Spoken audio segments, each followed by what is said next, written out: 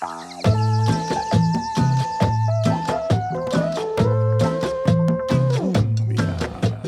up, guys? Today we're back in El Patio and we're gonna be making a classic Peruvian dish, papa a la huancaína. Let's get started. So I've got all my ingredients here. What I really love about this dish is how simple it is. It's so straightforward. It's just a few ingredients that you may already have in your pantry. Cuban crackers. We're in Miami. It's pretty much a staple of everyone's pantry, but otherwise saltine crackers. We've got some evaporated milk, queso fresco, olives, and really the main thing that you want to find at your store is ají amarillo. These are yellow Peruvian peppers. They're a little bit mild, medium heat, depending on where you get them, and they sell them as a paste or canned already like this. So I found these at the store, canned whole ají amarillo, so I decided I wanted to use these for this recipe today. So let's go ahead and put these in the mixer. And really, the cheese sauce, as long as it comes out in the consistency that you want it, you can add as little or as much as you want. So it's also a really free recipe. So let's start with that. Our next ingredient in here is gonna be queso fresco. This is a light, fresh cow's milk, crumbly cheese that has a little bit of saltiness to it. So we're gonna keep that in mind when we're salting this dish also, but this is what's gonna make a nice, creamy, cheesy sauce for our huancaína sauce. I'm gonna put this much, and like I said, you can always adjust later. So we're not really even going with measurements here, but I will leave a recipe for you guys in the description below. Next thing, we've got Cuban crackers. This is gonna be our thickening agent. The bread is going to absorb the moisture in this huancaína sauce, and then it's gonna create a nice, thick sauce. It kind of binds everything together. And like I said, saltines are typically what are used for this, but this is what I had available, and I think it's gonna work just as well. And the last ingredient before we start blending this together is evaporated milk. I'm doing about 4 ounces and then seeing where that goes. So this is also gonna add to that creamy consistency to our huancaína sauce. I'm not adding any salt yet because we've got salt in the ají peppers, we've got salt in the crackers and salt in the cheese. So we'll taste it first and see if it needs any.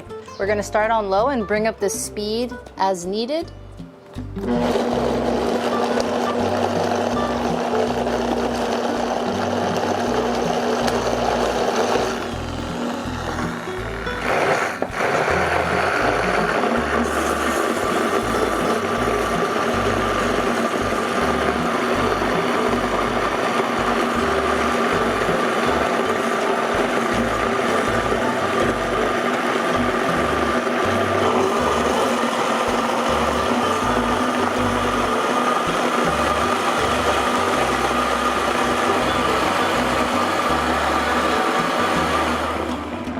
Man, that looks good already. All right, so we let that go for about 30 seconds to a minute. And you saw I added a little bit of olive oil just to help extra smooth out that sauce after it had already been completely blended. Just a nice little finisher on there. So let's go ahead and taste it. Let's see where we're at. The color is gorgeous.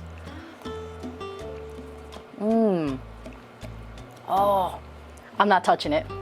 It's staying just like that. Oh, it's nice and spicy. I'm glad I put the amount of peppers I put in there. Not too overwhelming. These ají peppers are so delicate and they have such a wonderful intensity of spice while adding this beautiful, almost kind of zing to the taste of the huancaína sauce. It's just absolutely perfect. I am in love with this consistency and I'm gonna leave it just like that. So the main component of our dish today is the potatoes.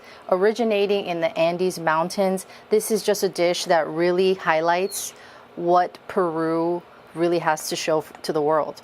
Potatoes. We all love potatoes. So I went ahead and I boiled these. I'm using Yukon Gold potatoes, but you can use any that you like. I tend to think that the red potatoes are a little too waxy, so that's why I prefer the Yukon. Not as starchy as a russet, but not as waxy as a yellow potato.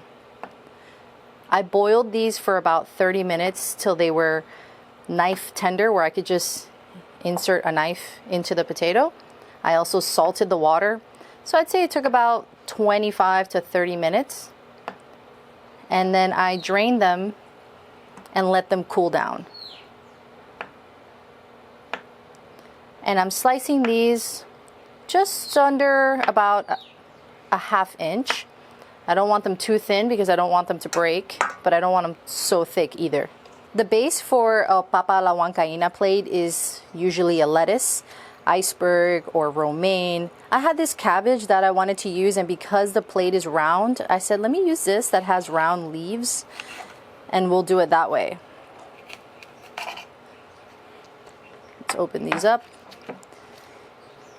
Nice. And this dish is so easy, guys. Like, we're literally almost done. Now we're putting down the potato. And you just want to fan it nicely, arrange it kind of however you want. I like to just create enough space that the huancaína sauce is going to touch every potato, every slice.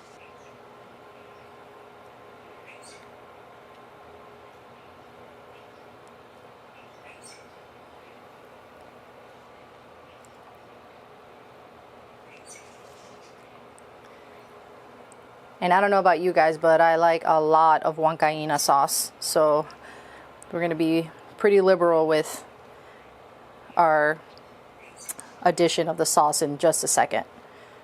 Okay, cool. Now I'm not going to add any more salt to this. I love the flavor just how it is. And the potatoes have also been salted when they were boiling. So we are perfect on salt levels. All right, let's go ahead and do a nice healthy pour of the huancaína sauce. Look how perfectly it just drips onto the potatoes.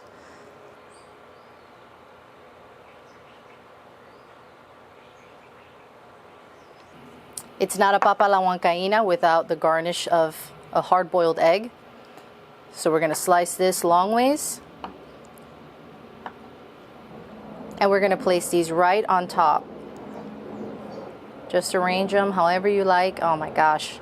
I just love the yellow of the yolk, the yellow of the huancaína sauce, and the beautiful white contrast of the egg whites. It's just so beautiful. So simple. And the last touch on this beautiful dish is olives. These are Peruvian botija olives. They're super juicy, chunky olives with the pit still inside. And just gonna do a nice little garnish right there in the center. You really don't put too many of these on there, so I'm gonna keep it pretty minimal. And that is your papa a la huancaína. Isn't that gorgeous? So simple. Let's taste it. Okay, we're ready to plate this. Papa a la huancaína is typically served as a starter or an appetizer, so it's usually served in shareable quantities, but that won't stop anybody from having it as a whole meal on its own, and I definitely wouldn't blame you for it. All right, let's get a little bit of this egg, some of the papa. All right.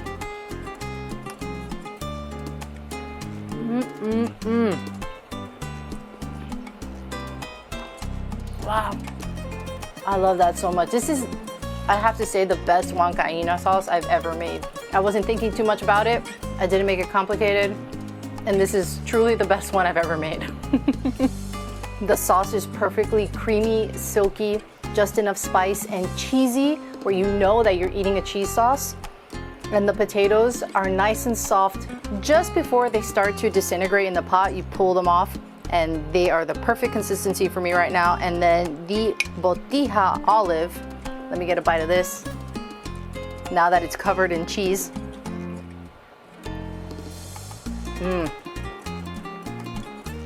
Sour, salty, briny. That's what I'm looking for, briny.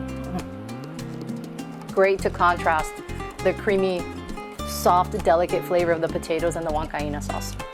The recipe is in the description below. If you're enjoying this video, go ahead and give it a thumbs up to support the channel. See my other videos for more cooking videos and of course more travel videos. And I will see you guys on the next one.